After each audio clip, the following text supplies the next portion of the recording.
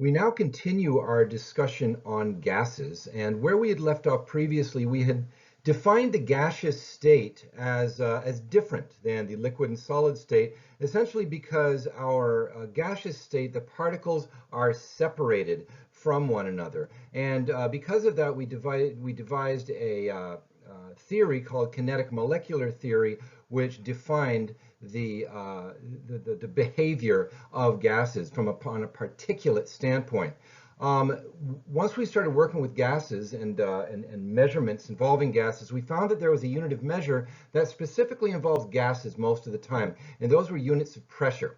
There's a number of different units for pressure that can be used. We are associated or concerning ourselves with only a few of them. For the most part, it's either in atmospheres, millimeters of mercury, or torr, although others can be used. The other ones are a little bit more archaic, but they can indeed be used.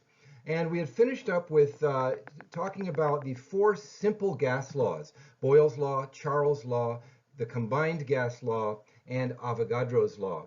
Now, these four simple gas laws are sort of restrictive in that they always require an initial set of conditions and a final set of conditions in order for the equations and the calculations to work. So that can be limiting. Also, many of them involve the holding constant of one or more of the measurables, if you will, pressure, volume, or temperature, and that's not always achievable in a laboratory situation. So let's take a look at three of these simple gas laws, and let's see if we can't render them into something a little bit more useful. What we're going to be rendering into is known as the ideal gas law, but it takes a little bit of doing before we can get there. If you'll remember, we talked about some salient features of three of these simple gas laws. In fact, Boyle's law we found to have volume and pressure were an inverse proportion. They were inversely proportional. When one goes up, the other goes down, and vice versa. By contrast, both Charles' law and Avogadro's law were direct proportionalities. They were proportional to each other, but in a direct fashion, meaning when one goes up, the other goes up, and vice versa. So since we have volume all by itself on one side of both of these, we can combine these three proportionalities into what we see here. The volume of a gas sample is proportional to the number of moles times the temperature divided by the pressure, as given from what we saw previously. Now, while proportionalities are useful, what is more useful is an equality. And frequently in proportionalities, when we want to convert these two equalities, we make use of a constant term.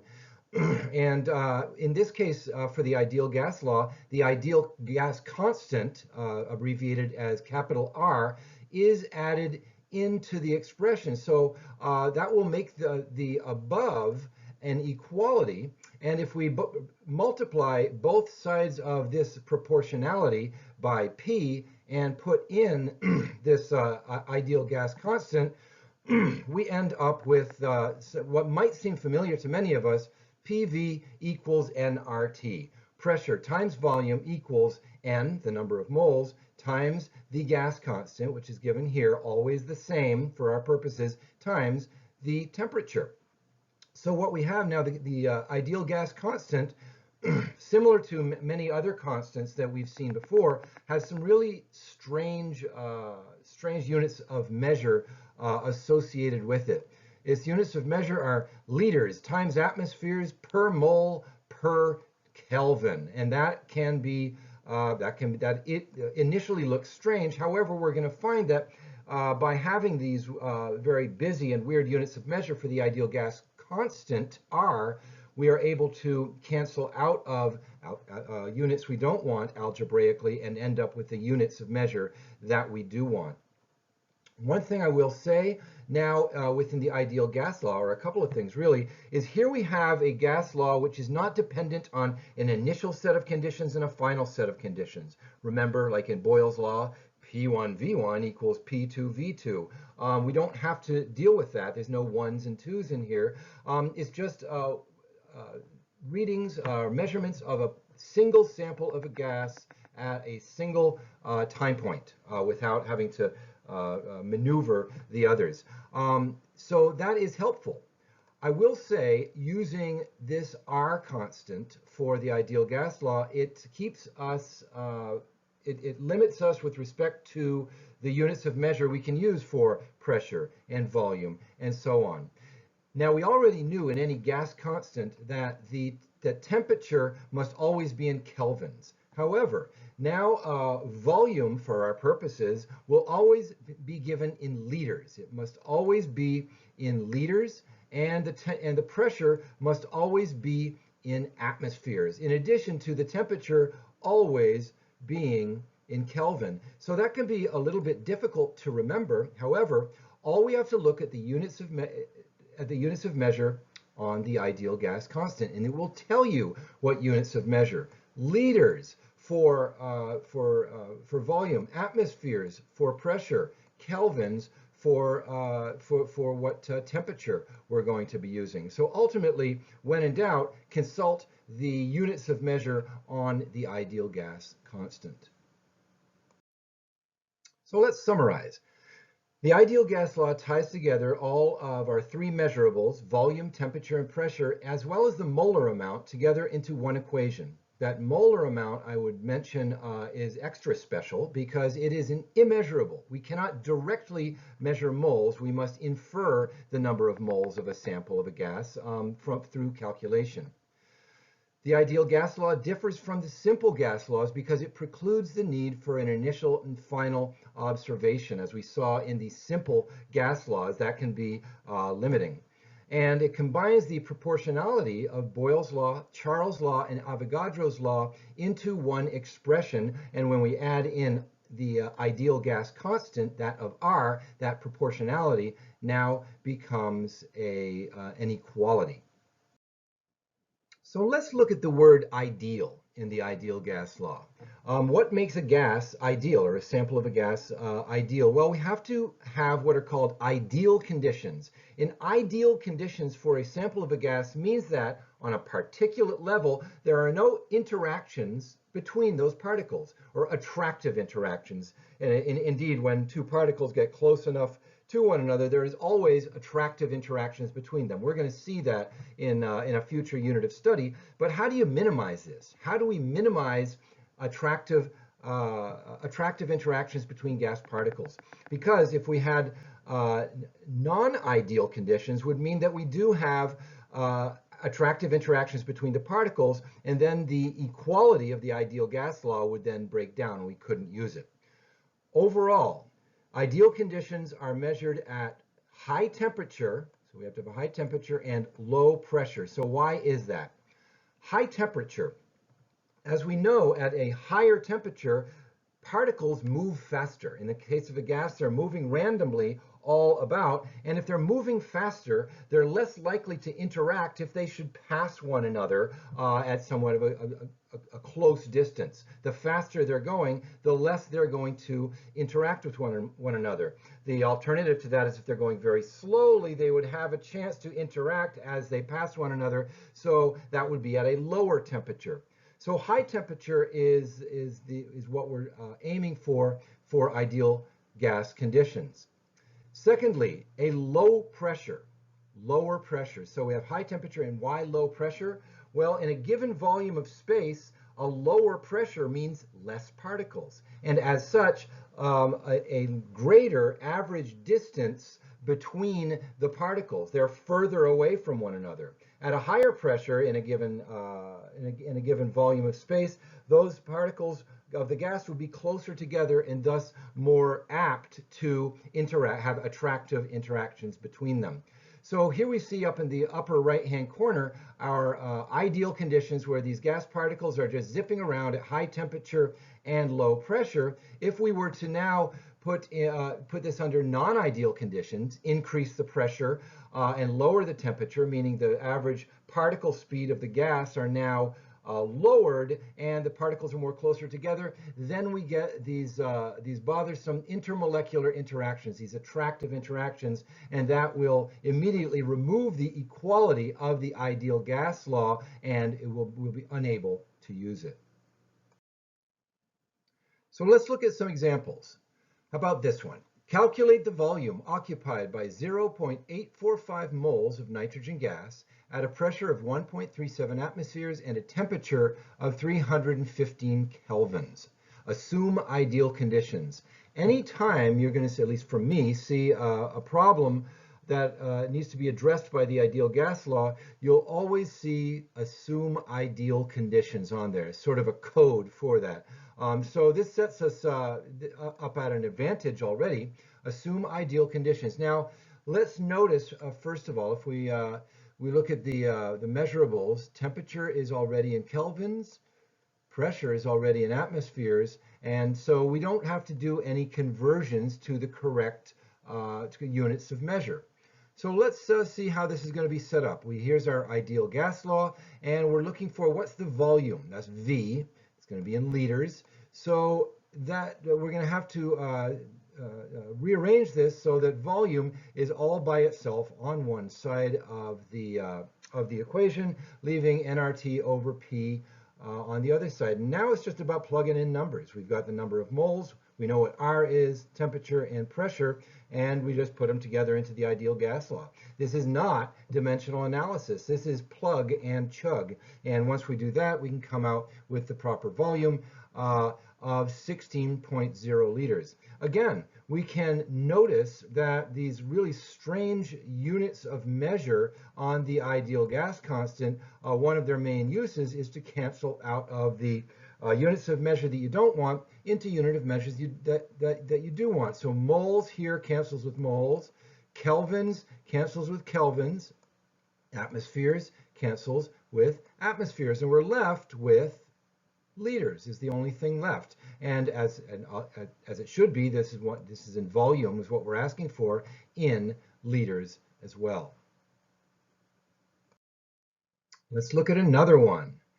Calculate the number of moles of air, that's the N term in the ideal gas law, in a basketball inflated to a pressure of 24.2 pounds per square inch with a volume of 3.2 liters at 25 degrees Celsius. Assume ideal conditions. So number one, we are going to be using the ideal gas law in some manner, but we have a little bit of work to do before we get into that, because by plugging into the ideal gas law, we have to have our pressure in atmospheres. Here it is in pounds per square inch. This temperature is in degrees Celsius. It needs to be converted to Kelvin. So before we even start this, we have a few of conversions to make. So our pressure now is in atmospheres and our temperature is in kelvins. So here is the ideal gas law, and we need to rearrange it for putting the value we desire on one side of the equation, that is the number of moles,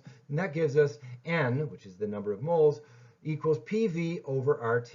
And now it's simply plug and chug time. And we just plug in these values that are either given in the problem or that we have converted to the proper units of measure, and the number of moles is 0.22 moles. Final answer. So the ideal gas law, written as it is very helpful, as we've seen in a couple of our previous examples, but we can maneuver this and engineer the ideal gas law a little bit in order to gain some other useful information out of it. In fact, we can rearrange it to be able to calculate the immeasurable molar mass of a gas, or the gas's density from the ideal gas law. So let's see ultimately how this is done. If we start off with PV equals nRT, I want to take a look at the moles term, this N term right here. And what does that really mean? We could play a little trick, meaning that the number of moles can equal the mass of our the mass of the gas, yes, a gas is weighable, divided by the molar mass of the gas. Why is this? Well, if we have a gram mass in the numerator and the molar mass in the denominator, grams cancels with grams, and we're left with a mole value in a denominator. So it ends up in the numerator, which is moles. So we're going to substitute in the moles term in the ideal gas law with its mass in grams over the molar mass. And the ideal gas law then becomes what we see here. PV equals GRT, G meaning grams, the grams of the gas. That's typically between, less than a gram and maybe a gram or two, depending on the volume we're talking about. And so GRT over the molar mass. Now, if we take this particular iteration of the ideal gas law, we can further rearrange it to come out with a better or another sort of immeasurable, if you will. So having this iteration of the ideal gas law gotten from the previous page, PV equals GRT over molar mass of the gas, where G is the mass of the gas, we can work with this further. Let's divide both sides of this equation by volume, and that will give the following, where we now have our pressure equals GRT over V times molar mass. Now, I'd like you to notice here that we have something that should be immediately recognizable. The gram mass in the numerator divided by the volume in the denominator. That, by definition, is how we calculate density. So if we take out G over V from this intermediate and plunk in a density term, D, we end up with something else that's rather useful. P equals dRT over molar mass, with that D being density. So we now have two more useful terms that we can extract out of these two iterations of the ideal gas law for immeasurable quantities, meaning these are not directly measurable. We can't directly measure density. We can't directly measure molar mass, but we can use these now as surrogates for when we talk about, if we're given information on the sample, a sample of a gas, we can calculate these immeasurables. So let's look at some examples. A sample of a gas has a mass of 0.311 grams. Its volume is 0.225 liters at a pressure of 886 millimeters of mercury and a temperature of 55 degrees Celsius. What is the molar mass of the gas? And assume ideal conditions. Assume ideal conditions, that tells us we're going to be using the ideal gas law or some iteration of it. If it's asking for the molar mass of the gas, well, we had two iterations of the ideal gas law, which we were going to be using in that, only one of which included the mass of the gas. So we're going to be using that one. PV equals GRT over molar mass. A couple of things we have to do before we move forward with this. We have to rearrange so that the molar mass is all by itself on one side, which gives us molar mass equals GRT over PV. And notice that two of our measurements are not in the proper units of measure. The pressure and the temperature we have to convert to temperature to kelvins, and the pressure from millimeters of mercury to atmospheres.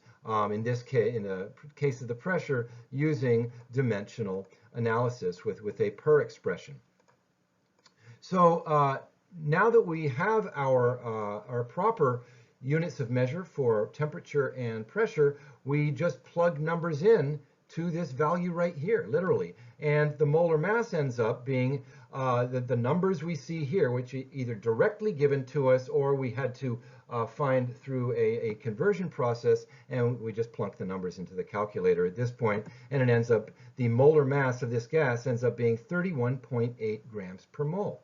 Again, that grams per mole comes out of this because everything else is canceled. We get kelvins canceling with kelvins, liters canceling with liters, atmospheres canceling with atmospheres, and we're left with grams per mole are the only two units of measure left in that equation. How about this one? What is the density of carbon tetrachloride gas at 0.86 atmospheres and 398 kelvins? Assume ideal conditions. Well, assume ideal conditions tells us it's the ideal gas law, but it seems like this is a little bit open-ended. Doesn't seem like we have enough information. So we're looking for the density of the gas. The density of a gas is only in that one iteration of the ideal gas law where we get that D term right there. So that's density. That's the only one we need. However, let's take a closer look. Well, the pressure is given, the temperature is given, R is known. We're going to be solving for our density here, but in order to do that, we need molar mass. The molar mass of that gas is not given in the equation, so we have, or in this question, so we have two unknowns here. What do? Well, we have to take another look at the question and notice that it gives us the name of the gas, carbon tetrachloride, CCl4. We can come up with the molar mass by calculating 1 times the atomic mass of carbon plus 4 times the atomic mass of chlorine after we rearrange this. So what seems like we were missing at first, we can actually calculate based upon just an assumption that everything is not always going to be given in the problem, and sometimes we have to take it a step further. So we have our density now, and we've rearranged this correctly. We have all of our terms, so now we're just going to plug them in. That molar mass that we didn't know before ends up being 153.81 grams per mole. So this is the way it would be set up. We're just plugging in numbers here, and once we crunch through it, we find that the density of the gas is 4.05 grams per liter. So let's look at a chemistry-related way to work with the ideal gas law. Thus far, we haven't done any chemistry. We've just looked at a sample of a gas, taken some measurables, and calculated some immeasurables or whatever from that. But using the ideal gas law in chemical reactions problems can have its uses because sometimes the product of a chemical reaction can be in the gaseous state, bubbling out of the reaction, and thus we are able to use that to our advantage when using the ideal gas law. We can use that N term, the moles term in the ideal gas law, to connect that moles term in a quantities in chemical reactions problem. Remember that in the quantities in chemical reactions, if we had a certain amount of grams of starting material, how many grams of product would we get? And we had to do that circuitous route. Grams to moles to moles to grams. We had to do that three-legged route. We can do that sort of in this case. What ends up happening is that we sort of get grams to moles, but we stop at the mole portion. So if we have a known quantity of grams, through its molar mass, we can convert that to the moles of that known quantity.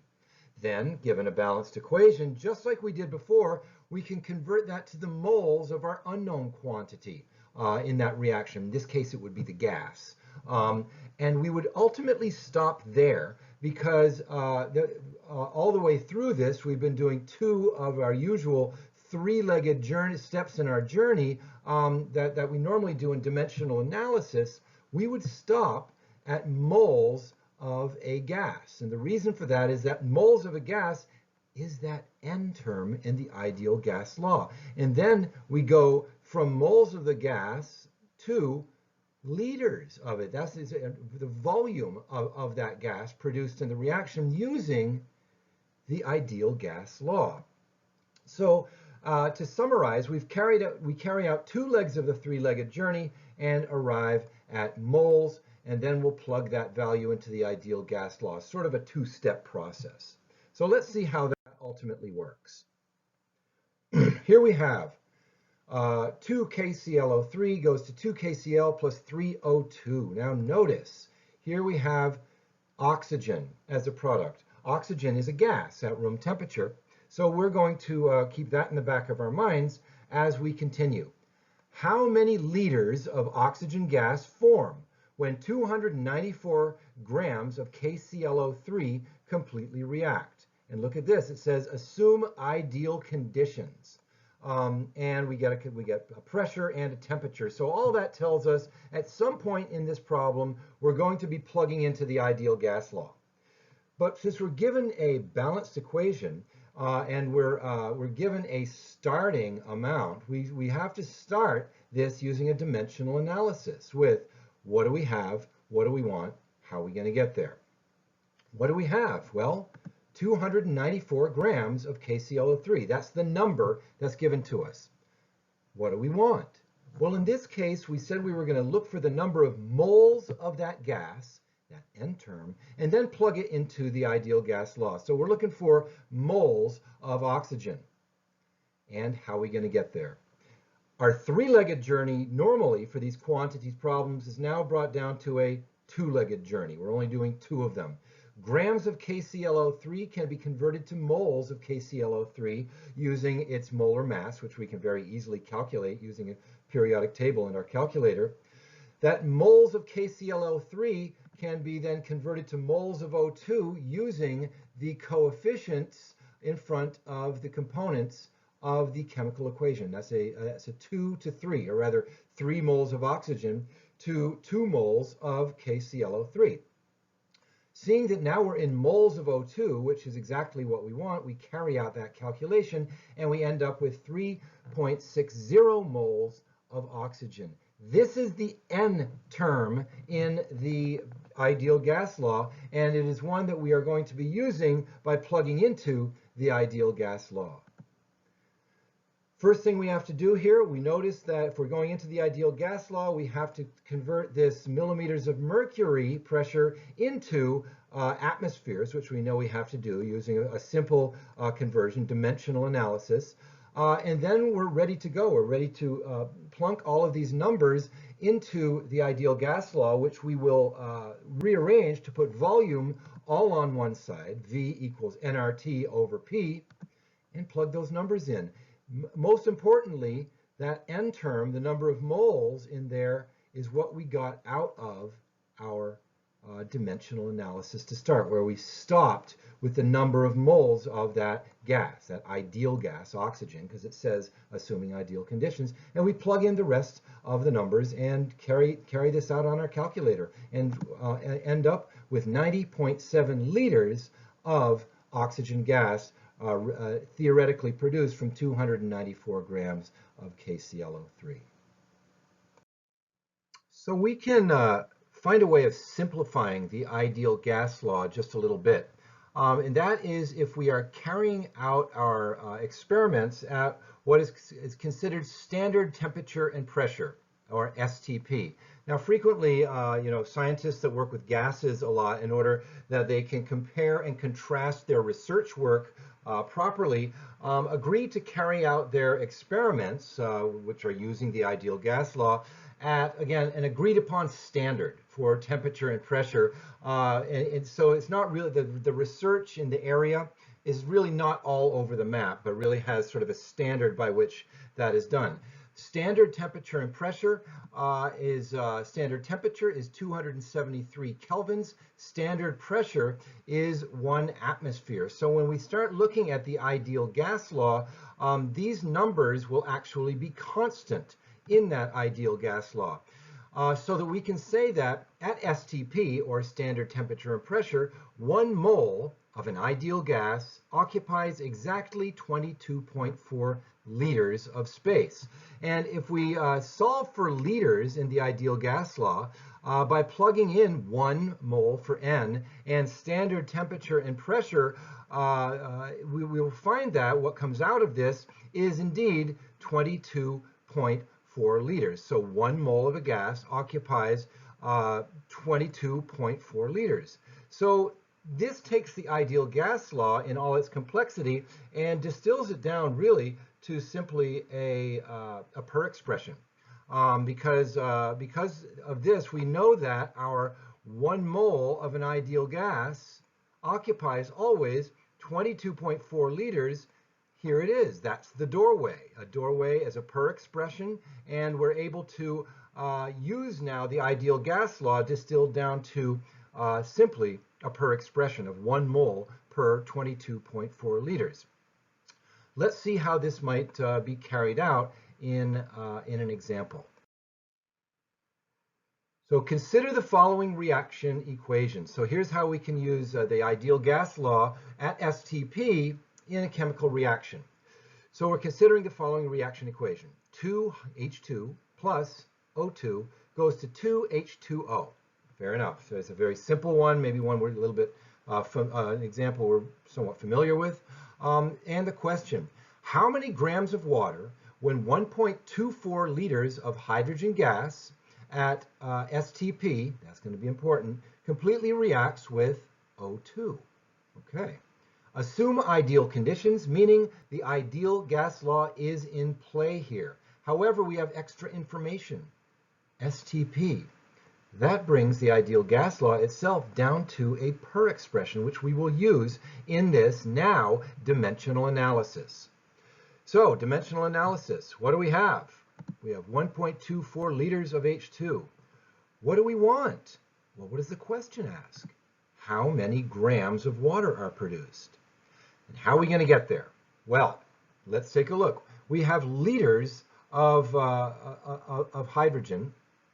How do we get to grams of water? Well, that liters volume and the molar amount of a gas we just described as a per expression, and that was 1 mole of the gas per 22.4 liters. And we can use this because it cancels us now out of liters of hydrogen, and now we're in moles of hydrogen. And when we're in the land of moles, we can compare moles directly using that chemical equation of reaction. It's a 2-to-2 molar ratio, and that converts us of moles of H2, cancels away, and now we're in moles of water. But of course we want grams of water. How do we do that? Well, we've done this numerous times. We're just going to use the molar mass of water in this case, 18.02 grams, to end up with grams of water. Calculating this out, it comes out with 0.998 grams of water. The last thing we're going to look at in this unit of study on gases is with respect to Dalton's law of partial pressures. Really, we're talking about mixtures of a gas. And if I have a mixture of a gas, such as the air we breathe, nitrogen, oxygen, argon, a little bit of CO2, that is a gaseous solution. And each of those components in the air, in the gaseous solution, is exerting a partial pressure on the whole. So we have air pressure around us, but there's a partial pressure derived from oxygen, from nitrogen, from argon, and so on. Added together gives the atmospheric pressure. So each of the components of a gaseous mixture exert a partial pressure, independent of those other gases in the mixture. So we can look at this as sort of the total pressure of a sample of a mixture of gases is the sum of the partial pressures, which we see here is pretty straightforward. And indeed, it doesn't get much more simple than this. So if we were to look at, if we had a representative mixture of gases, helium, neon, and argon, for instance, having a total pressure of 558 millimeters of mercury. If we give the partial pressure of 2 of those, helium is 341 millimeters of mercury, and neon is 112 millimeters of mercury. What's the partial pressure of the last one, argon? It's really simply a matter of subtracting the partial pressures that are known from the total pressure, and that would give us our answer of the the partial pressure due to argon being 105 millimeters of mercury. That's pretty straightforward. That's not the sort of thing that I necessarily would like to be doing with working with Dalton's law of partial pressures, but it does have its area of import, which we'll take a look at next. Now, virtually all the time, when we think of chemical reactions, we just blip over the idea of the product of reaction. The product of the reaction will be in our reaction vessel, and we'll pick it out, or we'll purify it, or whatever. But what if there's a gas as a product of a reaction? Once that gas is produced in the reaction, that dissolved state is going to bubble out, and that gas is gone into the atmosphere.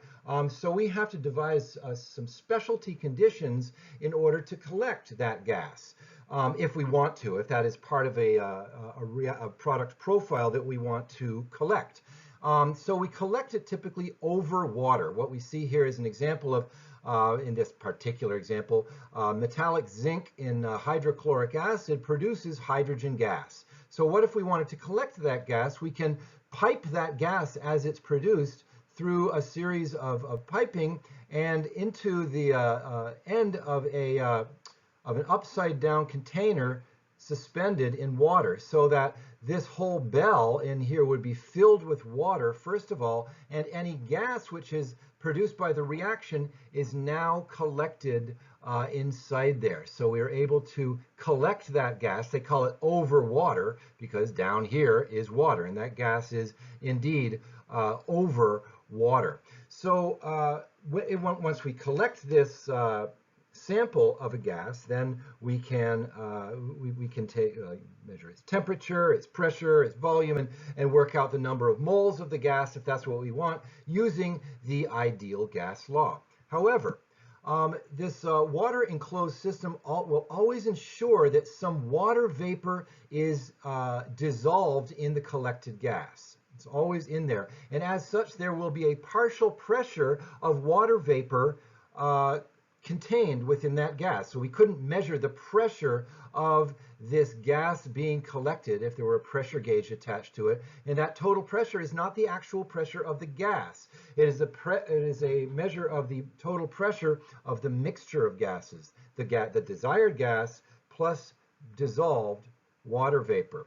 So luckily, this is fairly well understood, and we find that this partial pressure can be known based upon the temperature of under which this reaction is being carried out, or under which this gas is being collected. So if we look at this, this is well known. We have a table here with these values in it for any given temperature. We know that with a partial pressure of water vapor within there is going to be known, and it depends on what that temperature is. Notice as we increase in temperature that that partial pressure of water vapor gets exponentially higher, such that this partial pressure of water must be subtracted out before using the actual gas pressure term in the ideal gas law. So a real indicator for this will be like if you see a practice problem or something like that where it indicates this gas is collected over water, then we're going to have to subtract out that partial pressure of water before we inject that, if you will, into the ideal gas law. Let's look at an example. So let's finish up with this.